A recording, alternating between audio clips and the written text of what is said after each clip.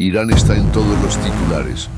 Conflictos, amenazas, alianzas ocultas, ambiciones nucleares. Pero lo que pocos saben es que su historia ya está escrita en la Biblia, su origen y también su final. Sí, Irán aparece en la Biblia desde el Génesis hasta las profecías del fin del mundo, pero lo hace con su nombre antiguo, Persia.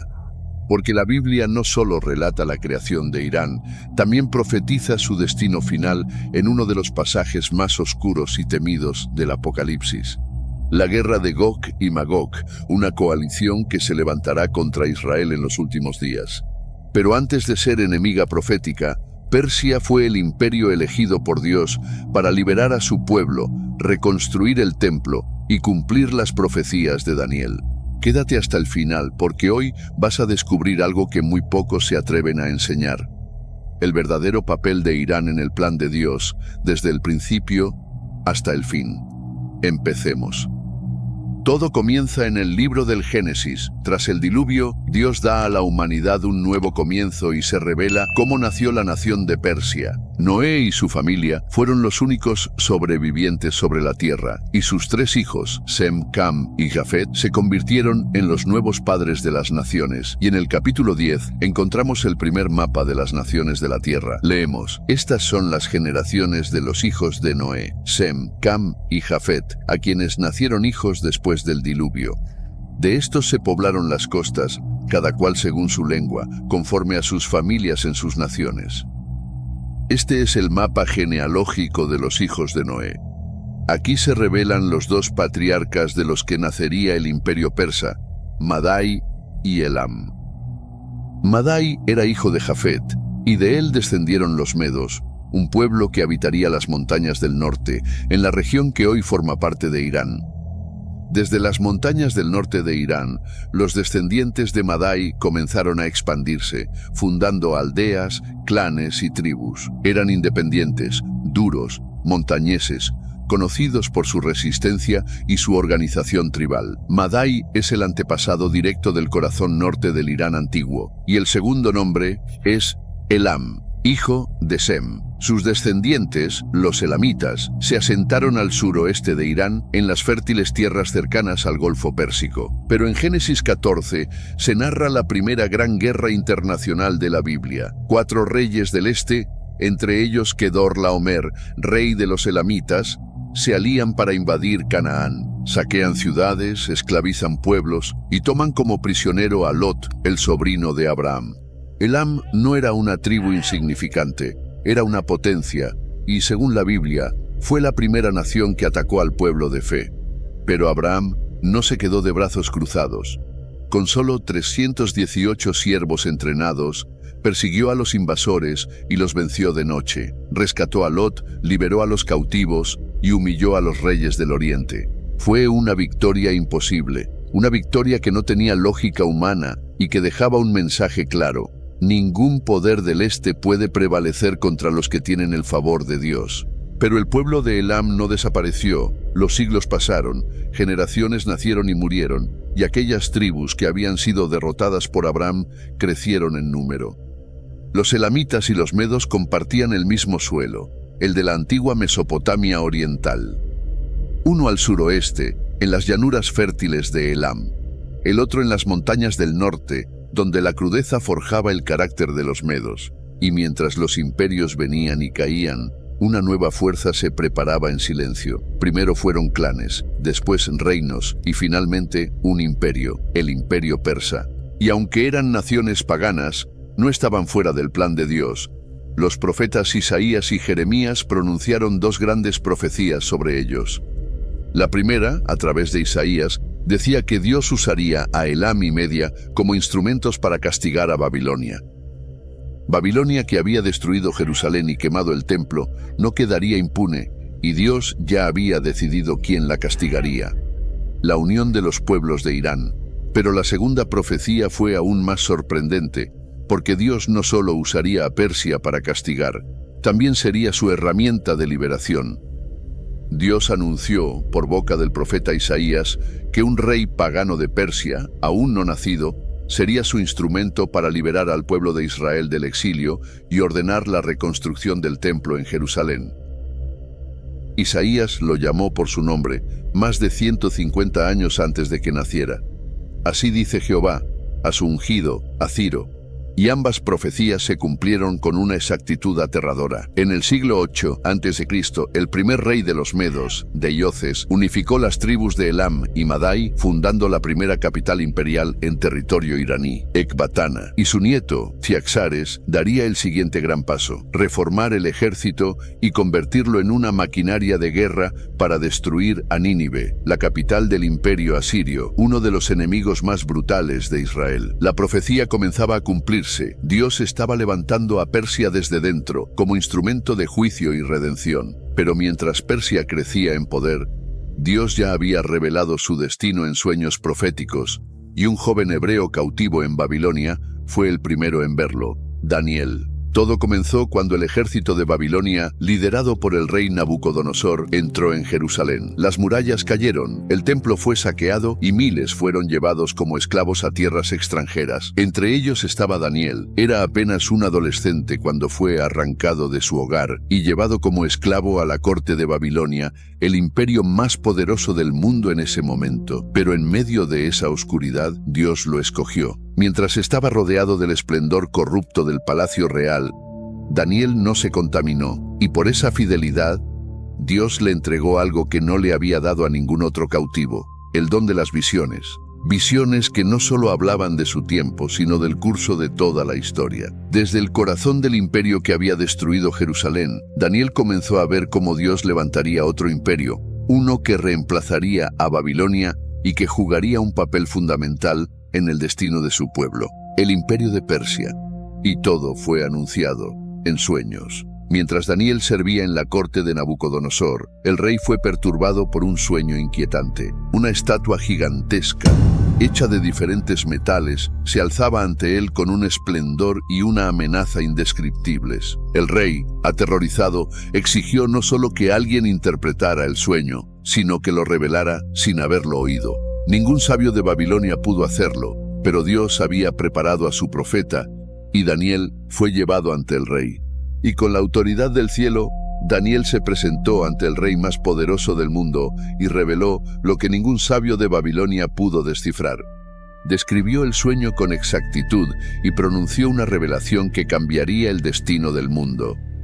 Tú, oh rey, eres la cabeza de oro, pero después de ti se levantará otro reino, inferior al tuyo, representado por el pecho y los brazos de plata. Esa figura de plata no era una sola nación, sino dos brazos, dos potencias entrelazadas en un solo cuerpo, los medos y los persas, unidas pero no iguales, porque el brazo persa se alzaría más fuerte y tomaría el control. La profecía era clara: Babilonia caería y el trono pasaría a un nuevo imperio que sería elegido por Dios. El joven Daniel, en tierra extranjera, estaba viendo con sus propios ojos cómo los sueños de Dios se cumplían, y pronto su visión se convertiría en realidad. Porque el rey que Dios había anunciado a través de Isaías años atrás estaba a punto de levantarse en las tierras altas de Persia, y su nombre era Ciro. Ciro, el joven rey persa, conquistó Media, unió los reinos formando el imperio medo-persa, y poco a poco se convirtió en la mayor potencia de su tiempo, hasta que finalmente puso sus ojos sobre Babilonia. El día profetizado llegó, pero no fue una guerra como las demás. Una noche, el rey Belsasar, nieto de Nabucodonosor, celebró un banquete rodeado de 1000 nobles, y en medio del desenfreno, cometió un acto imperdonable. Ordenó traer los vasos sagrados que su abuelo había robado del templo de Jerusalén y brindaron con ellos en honor a dioses falsos. De repente, una mano invisible escribió en la pared del palacio 4 palabras: Mene, Mene, Tekel, Parsin. El rey palideció. Nadie entendía qué significaban estas palabras hasta que llamaron a Daniel y les reveló: Dios ha contado tu reino y le ha puesto fin. Tu reino será entregado a los medos y a los persas. Y mientras las palabras eran pronunciadas, la profecía ya se cumplía. Los ejércitos de Ciro el Grande, rey de Persia, habían desviado el río Éufrates y entraban en silencio por el cauce seco. Las puertas no estaban cerradas, Dios mismo las había abierto, y esa misma noche, Belsasar fue asesinado y la profecía se cumplió. Babilonia cayó ante Persia. Los judíos, que durante 70 años habían llorado junto a los ríos de Babilonia, vieron cumplirse lo imposible. Un rey extranjero, pagano, decretaba su regreso a Jerusalén. Pero Ciro no solo permitió el regreso, financió la reconstrucción del templo y envió a los líderes del pueblo con respaldo real: Zorobabel, descendiente del linaje de David, y Josué, el sumo sacerdote. Ellos serían los primeros en colocar los cimientos, y por fin, el lugar donde habitaba el nombre de Dios volvería a levantarse. Así, Persia fue la única nación que no destruyó a Israel, sino que lo restauró. Pero Dios le había dado a Daniel otra visión de Persia aún más sobrecogedora. En la primera vio cómo desde las aguas del caos emergían 4 bestias monstruosas. La segunda era un oso gigantesco, alzado de un lado, con 3 costillas entre los dientes, y una voz tronó desde el cielo: «Levántate y devora mucha carne». El oso representaba al imperio que vendría después de Babilonia, Media y Persia, pero estaba levantado de un lado, porque Persia dominaría sobre Media, y las 3 costillas eran sus conquistas más temidas: Lidia, Babilonia y Egipto, una tras otra, engullidas por su expansión imparable.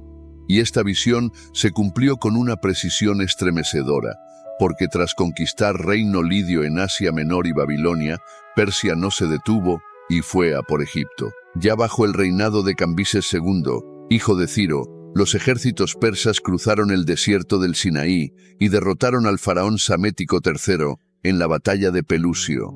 Egipto, el antiguo opresor de Israel, cayó ante el imperio persa y así, la tercera costilla fue arrancada. Pero las visiones no habían terminado. Años después, mientras se encontraba a orillas del río Ulai, Daniel fue arrebatado por otra visión, una aún más específica, más clara y más aterradora. Ante sus ojos apareció un carnero que tenía 2 cuernos, pero uno era más alto que el otro, y el más alto creció después. El carnero embestía hacia el occidente, hacia el norte y hacia el sur, y nadie podía detenerlo. Entonces una voz explicó el significado. El carnero que viste con 2 cuernos representa a los reyes de Media y de Persia. Otra vez, Persia aparece como protagonista del plan divino, pero esta vez no como aliada, sino como imperio que conquista sin oposición, que arremete como bestia desatada. Y el detalle es escalofriante. Un cuerno más alto. Una alusión exacta a la supremacía persa sobre los medos.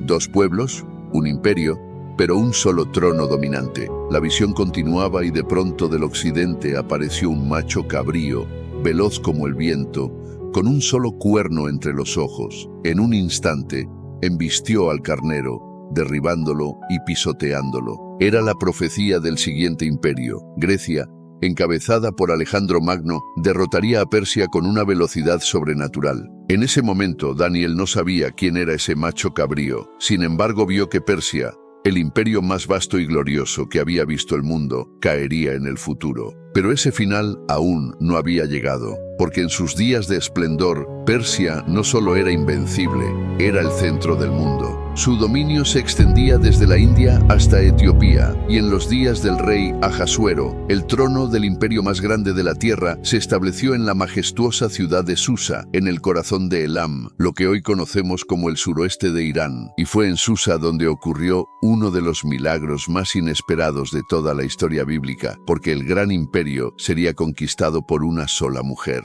El rey Ahasuero celebró un banquete majestuoso que duró 6 meses y luego invitó a todos los habitantes de Susa a una fiesta final de 7 días. En momento de orgullo y desenfreno, pidió que trajeran a su esposa, la reina Vasti, para exhibir su belleza. Pero Vasti se negó. Humillado ante todo el imperio, el rey la desterró, y sus consejeros propusieron una solución radical: buscar entre las jóvenes vírgenes del reino a una nueva reina. Las más bellas serían llevadas al palacio para ser preparadas durante un año y luego presentadas ante el rey. Una de esas jóvenes era Hadasá, pero nadie la conocía por ese nombre. Era huérfana y había nacido entre los judíos deportados. Su primo, Mardoqueo, la había criado en secreto y en el palacio recibió otro nombre, Ester.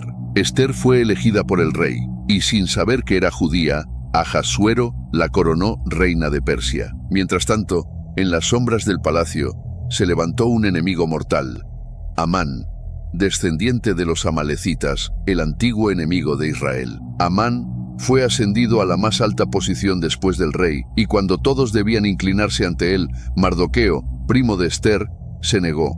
Arrogante y vengativo, Amán no quiso solo vengarse de un Mardoqueo, sino exterminar a todo su pueblo.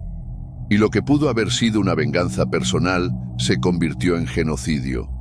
Amán convenció al rey de que había un pueblo extraño esparcido por el reino, con leyes diferentes, que no obedecía a los decretos del imperio y propuso exterminarlos. Convenció al rey con mentiras y selló con su anillo un decreto de muerte. En menos de un año, todo judío en Persia debía morir. Hombres, mujeres y niños. El caos se extendió entre los judíos, y Mardoqueo envió un mensaje urgente a Esther para alertarla. Cuando Esther se enteró del decreto, no supo cómo actuar. Para salvar a los suyos, debía entrar al rey sin ser llamada, pero era un riesgo mortal porque cualquiera que entrara en la sala del rey sin invitación podía ser ejecutado al instante, salvo que el rey extienda su cetro en señal de clemencia. Finalmente Esther decidió arriesgar su vida y se presentó sin ser llamada ante el rey. Pero Dios le dio gracia ante sus ojos. El cetro fue extendido, pero Esther no se apresuró. Sabía que había que esperar el momento exacto. Invitó al rey y a Amán a un banquete, y luego a otro. Y fue allí, en la segunda cena, cuando soltó la verdad como una espada. Si solo hubiéramos sido vendidos como esclavos, me habría callado. Pero se ha decretado nuestro exterminio, yo y mi pueblo. El rey se irguió. ¿Quién ha hecho tal cosa? Ese enemigo es este perverso, Amán. El rostro del rey se tornó en furia. Amán cayó de rodillas suplicando por su vida, pero ya era tarde. En la misma horca que había mandado construir para Mardoqueo, fue colgado Amán. Pero el peligro no había pasado. El edicto aún seguía vigente porque la ley de Persia no podía ser revocada. Entonces Esther y Mardoqueo propusieron algo más audaz, un nuevo decreto. El rey lo firmó, y así, en todas las provincias, los judíos recibieron el derecho a defenderse. El día que estaba destinado a ser su fin, se convirtió en el día de su victoria, y el imperio persa se convirtió, sin saberlo, en refugio, trono y escudo para el pueblo de Dios. Después del milagro de Esther en Susa, Persia pareció alejarse de la escena principal de las Escrituras. Los siglos pasaron, los imperios cambiaron, y Roma ocupó el lugar de dominio. Pero el silencio de Persia no significaba su ausencia, porque siglos después, cuando el mundo esperaba en silencio la llegada del Mesías, Persia volvió a aparecer.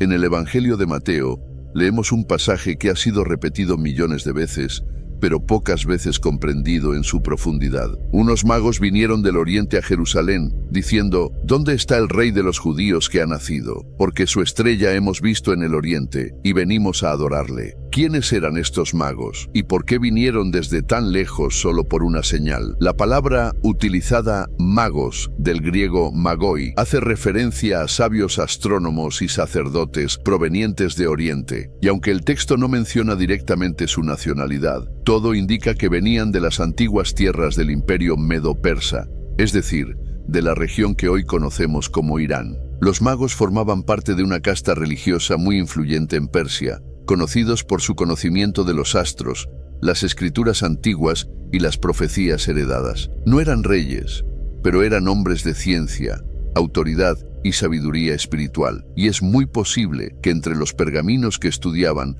estuvieran los escritos del profeta Daniel, quien había servido en la corte de Babilonia y Persia siglos antes. Daniel no solo interpretó sueños en la corte del rey Nabucodonosor, sino que también profetizó la llegada del Mesías con una precisión matemática en Daniel 9. Desde la salida de la orden para restaurar y edificar Jerusalén hasta el Mesías príncipe, habrá 7 semanas y 62 semanas. Si estos sabios conocían las visiones de Daniel, es muy posible que supieran que el tiempo del Mesías se acercaba, y cuando vieron la estrella, lo comprendieron. El Hijo prometido había nacido. Pero lo más impactante es lo que hicieron. Dejaron todo atrás siguiendo la estrella, cruzaron desiertos y llegaron a Belén con 3 regalos, cada uno con un significado profético: oro, reconociendo su realeza; incienso reconociendo su divinidad y mirra anticipando su sacrificio y muerte.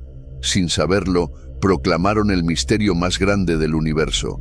Ese niño sería rey, sería Dios y sería Cordero. Mientras los sabios de Jerusalén estaban en silencio y Herodes buscaba matarlo, los sabios de Oriente fueron los únicos en reconocer las profecías y llegar hasta el Mesías.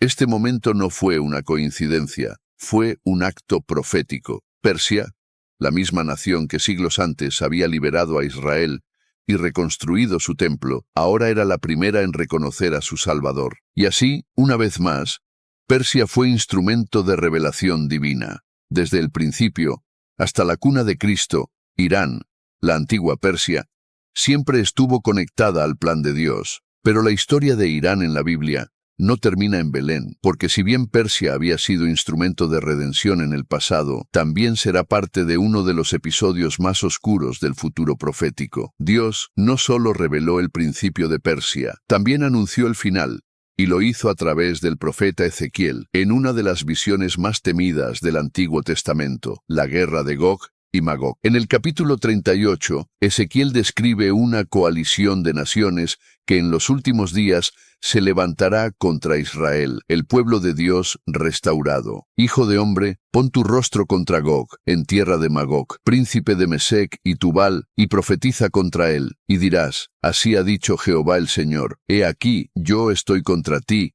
oh Gog, Persia, Cus y Fut, estarán con ellos. Persia, la antigua Irán, es uno de los primeros nombres mencionados. La misma nación que un día ayudó a reconstruir el templo, ahora será parte de una alianza militar contra el pueblo de Dios. Pero, ¿quiénes son los otros aliados? Gog, príncipe de Magog, identificado por muchos estudiosos como una figura de liderazgo en la región del norte, a menudo asociada con Rusia, o una coalición euroasiática. Cus, la antigua Nubia, posiblemente regiones del actual Sudán. Fut, relacionado con el norte de África, posiblemente Libia. Gomer y Togarma, regiones cercanas a Turquía y el Cáucaso. Juntas forman una fuerza internacional que, según Ezequiel, se lanzará como tormenta contra Israel. Leemos, subirás como tempestad, como nublado para cubrir la tierra serás tú y todas tus tropas, y muchos pueblos contigo.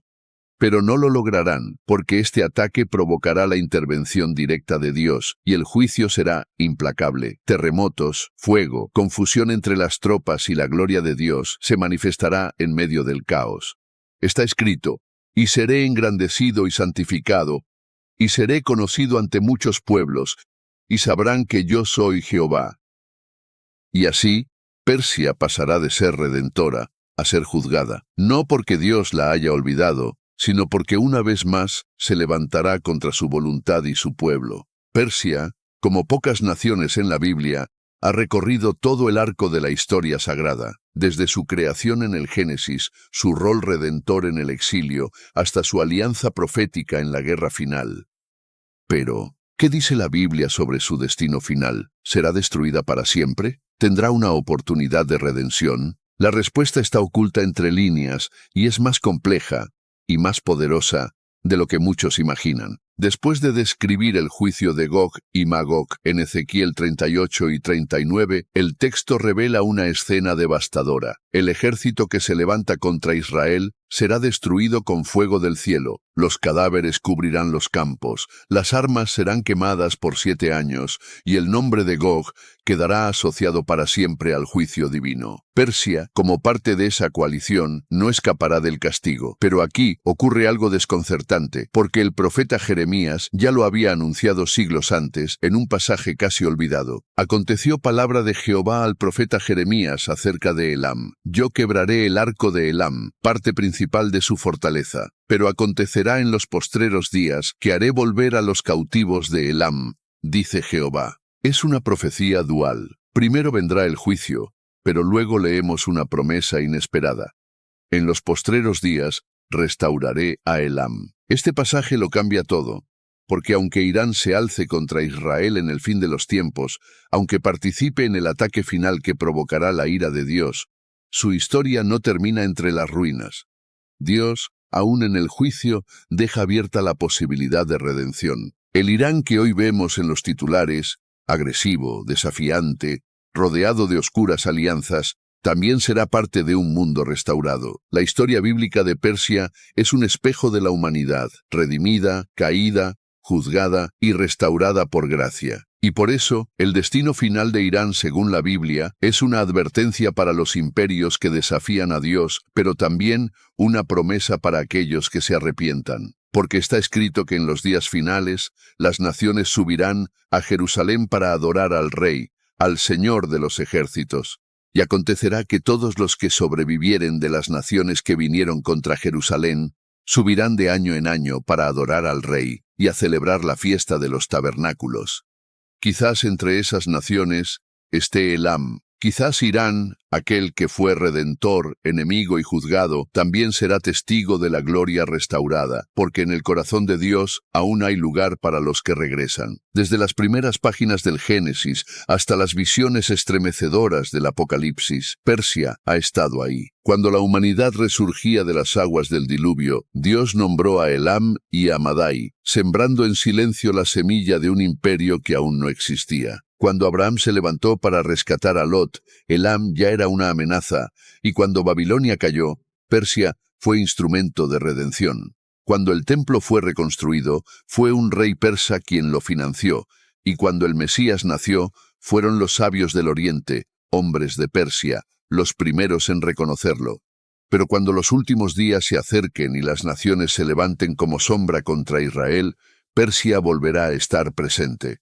Pero esta vez, del lado oscuro de la profecía, porque está escrito, Persia, Cus y Fut estarán con ellos.